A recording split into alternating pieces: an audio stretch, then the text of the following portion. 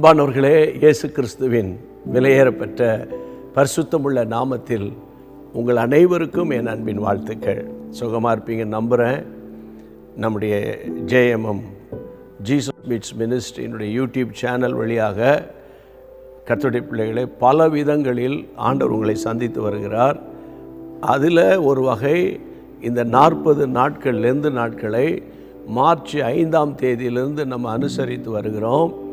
40 நாட்கள் 40 கேள்விகள், நம்மிடத்தில் ஆண்டவர் எதிர்பார்க்கிறது என்ன என்ற தலையங்கத்தோடு நானும் ட்ரினிட்டாவும் பேசி வருகிறது உங்கள் எல்லாருக்கும் தெரியும். அன்பான கர்த்தருடைய பிள்ளைகளே, இன்றைக்கும் ஆண்டவர் எழுப்பின ஒரு கேள்வியை வேத வசனத்தின் வாயிலாக நம்ம கேட்கும்போது அந்த வசனத்துக்கு நம்ம அனைவரும் நம்ம எல்லாரும் ஒப்பு கொடுப்போம். ஆண்டவருடைய நாமம் மகிமைப்படும். மட்டுமல்ல, நீங்கள் கேட்டுட்டு ஜெபம் பண்ணிவிட்டு குயிக்காக உங்களுடைய நண்பர்கள், உறவினர்கள், ஃபேஸ்புக்கில் இருப்பீங்க, இன்ஸ்டாகிராமில் இருப்பீங்க, சரியா, சோஷியல் மீடியாவில் நீங்கள் இதை அப்லோட் பண்ணுங்கள். அதன் நிமித்தம் அநேகர் கர்த்தருடைய வார்த்தையை கேட்க நீங்கள் தான் அதுக்கு காரணமாக மாறிடுவீங்க. கர்த்தருடைய நாமம் உங்கள் மூலமாக மகிமைப்படும். ரைட், கர்த்தருடைய வார்த்தைக்கு போகலாம்.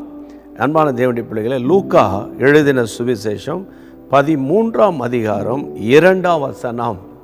Look chapter 13 verse 2.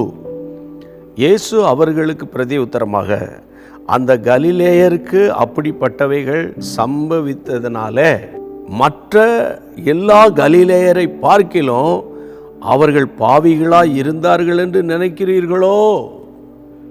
மற்ற கலிலேயரை பார்க்கிலும் அவர்கள் பாவிகள் என்று நினைக்கிறீர்களோ என்று ஒரு கேள்வி ஒன்றை எழுப்புகிறார். எந்த சந்தர்ப்பத்தில் இதை ஆண்டவர் பேசுகிறார் என்றால், முந்தின வசனத்திற்கு போக வேண்டும். பிலாத்து சில கலிலேயருடைய இரத்தத்தை அவர்களுடைய பலிகளோடு கலந்திருந்தான். அந்த வேளையில் அங்கே இருந்தவர்கள் சிலர் அந்த செய்தியை ஆண்டவருக்கு அறிவிக்கிறார்கள். அப்போதுதான் ஆண்டவர் கேட்கிறார், மற்ற கலிலேயரை பார்க்கிலும் அவர்கள் பாவிகள் என்று நீங்கள் நினைக்கிறீங்களா அப்படின்னு சொல்லிட்டு, அப்படி அல்ல என்று நான் உங்களுக்கு சொல்லுகிறேன், நீங்கள் மனம் திரும்பாமல் போனால் எல்லாரும் அப்படியே கெட்டு போவீர்கள். திடீரென்று ஒரு ரயில் ஆக்சிடெண்ட் நடக்குது. அதில் சில 100கணக்கான மக்கள் மரித்து போகிறார்கள். திடீரென்று கர்த்தருடைய பிள்ளைகளை ஒரு கேன்சர் வியாதி வருகிறது, ஒருவர் மரிக்கிறார்கள். திடீரென்று சுனாமி அலை வருகிறது, லட்சங்கள் மரித்தார்கள். அப்போ அவர்களெல்லாம் பாவிகள், நம்ம நீதிமான்களா என்றால் இல்லை. இயேசு ஒரு உதாரணம் சொல்கிறாரு. 4ஆம் வசனத்தில், சீலோவாமில் கோபுரம் விழுந்து 18 பேர் கொன்றது. அந்த கோபுரம் விழுந்ததுனால 18 பேர் இறந்து போனாங்க. எருசலேமில் குடியிருக்கிற மனுஷர் எல்லாரிலும் அவர்கள் குற்றவாளிகளாக இருந்தார்கள் என்று நினைக்கிறீங்களா?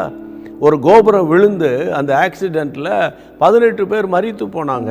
அப்போ எருசலேமில் மற்ற எல்லாரும் உயிரோடு இருக்காங்க. உயிரோடு இருக்கிறவங்க பரிசுத்தவான்கள், மரித்தவர்கள் பாவிகள்னு நீங்கள் நினைக்கிறீங்களா? அப்படி அல்ல என்று உங்களுக்கு சொல்லுகிறேன். நீங்கள் மனம் திரும்பாமல் போனால் எல்லாரும் அப்படியே கெட்டு போவீர்கள்.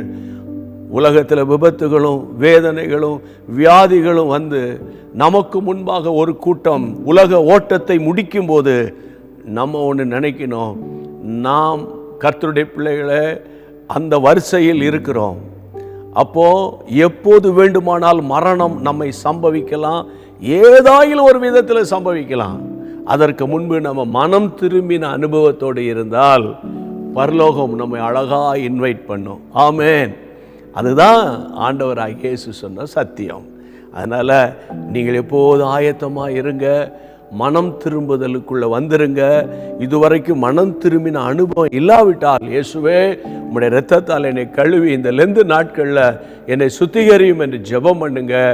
ஆண்டவர் நிச்சயமாய் உங்களை கழுவி சுத்திகரித்து உங்களை பரிசுத்தமாக்குவார். ஜெபிப்போமா? நம்ம ஜெபிக்கலாமா? நல்ல பிதாவே, ஆசீர்வாதமான இந்த ஜெப நேரத்துக்காக ஸ்தோத்திரம். ஆண்டவரே, உமக்கு நன்றி அப்பா, நன்றி. மரித்து போனவர்களை விட நாங்கள் பாக்கியவான்கள் அல்ல, நாங்கள் நீதிமான்கள் அல்ல. ஆண்டவரே, எங்களுடைய மனம் திரும்புதலை நாங்கள் சீர்தூக்கி பார்த்து எப்போதும் ஜாக்கிரதை உள்ளவர்களாய் நடந்து கொள்ள எங்கள் அருமை இரட்சகர் எங்களுக்கு உதவி செய்ய வேண்டும் என்று நாங்கள் ஜெபிக்கிறோம். யார் யாரெல்லாம் என் கூட சேர்ந்து என்னை ரட்சியும், பிள்ளைகளை ரட்சியும், குடும்பத்தை ரட்சியும் என்று சொல்லுகிறார்களோ அவர்கள் வீடுகளிலே ஒரு மனம் திரும்புதல் உண்டாகட்டும், பாவ மன்னிப்பு நிச்சயம் உண்டாகட்டும், பரிசுத்த ஆவியானுடைய அபிஷேகம் வெளிப்படட்டும், மாறாத தேவகரம் கூட இருந்து நடத்தட்டும். ஜெபத்தை கேட்டபடியால் உமக்கு ஸ்தோத்திரம். கர்த்தாவே, இன்றைக்கு யார் யார் ஷேர் பண்ணுறாங்களோ அவர்களை ஆசீர்வதிங்க. யார் யாரெல்லாம் கேட்க போகிறார்களோ அவர்களுக்குள்ள பெரிய மனமாற்றத்தை உண்டாக்குங்க. இயேசுவின் நாமத்தில் ஜெபிக்கிறோம் பிதாவே, ஆமென். தேங்க்யூ. God bless you. மீண்டும் சந்திப்போம். அன்பான தேவனுடைய பிள்ளைகளே, இச்செய்தி உங்களுக்கு மிகுந்த ஆசீர்வாதமாக இருந்ததென்று நாங்கள் நம்புகிறோம். தொடர்ந்து எங்கள் செய்திகளை கேட்டு கர்த்தருக்குள் ஆசீர்வதிக்கப்பட ஜீசஸ் மீட்ஸ் மினிஸ்ட்ரீஸ் என்கிற எங்கள் யூடியூப் சேனலை சப்ஸ்கிரைப் செய்யுங்கள்.